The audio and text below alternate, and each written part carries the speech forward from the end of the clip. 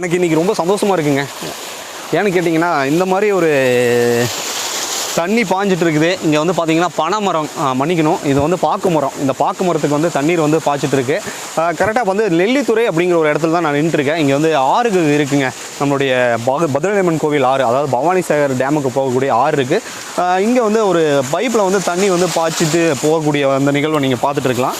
அப்படியே எவ்வளோ தண்ணி போகுதுன்னு பாருங்கள். இந்த தண்ணி பார்த்திங்கன்னா இங்கே இருக்கக்கூடிய மரங்கள் அனைத்துக்குமே ஒரு வாய்க்கால் வந்து அவங்க வெட்டி வச்சுருக்காங்க. அந்த வாய்க்காலில் வந்துட்டு எல்லா இடத்துலையுமே போய் அந்த மரங்களுக்கு வந்து அது செட் ஆகிடும். அப்படி செட் ஆகும்போது பார்த்திங்கன்னா, உண்மையாக நம்ம உயிர் வாழ்கிறதுக்கு உணவு எவ்வளோ அவசியமோ, தாவரங்கள் வளர்ந்து மரங்கள் வளர்ந்து மேலே வர்றதுக்கு வந்து தண்ணீர் மிக மிக மிக மிக அவசியம். அந்த தண்ணீரை வந்து பார்த்திங்கன்னா இப்படி வந்து அந்த தண்ணீர் பாயும் போது நிச்சயமாக அந்த தாவரங்கள் வந்து மிகப்பெரிய ஒரு மரமாக வளர்ந்து நிறைய பேர்த்துக்கு ஒரு ஆக்சிஜன் கொடுக்குறது நம்ம பார்த்து ரசிக்க ஒரு விதமாக இது அமைஞ்சிருக்கு.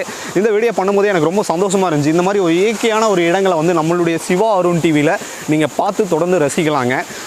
ஏன்னா நம்ம கோடை காலங்களில் வந்து நம்மளுடைய ஒரு இயற்கையான இடங்களை நம்ம தேடி போய் நம்ம ரசிக்கிறதுக்கு ஏகப்பட்ட இடங்கள் இருக்குது. அந்த இடங்கள் எல்லாமே நம்ம சிவா அருண் டிவியில் தொடர்ந்து நம்ம கொடுத்துட்ருக்கோம். சரியான லொக்கேஷன் நீங்கள் பார்த்தீங்கன்னா பத்ரகாளியம்மன் கோவிலிருந்து நெல்லித்துறை அப்படிங்கிற ஒரு பகுதிக்கு வந்தீங்கன்னா இந்த அழகான மரங்களை நீங்கள் பார்த்து ரசிக்கலாம். சரிங்களா? நம்ம சேனலுக்கு புதுசாக வந்து ஒரு வியூவராக இருந்தால் சப்ஸ்கிரைப் பண்ணிங்க. மற்றும் ஒரு பதிவில் நான் உங்களை சந்திக்கிறேன். நன்றி, வணக்கம்.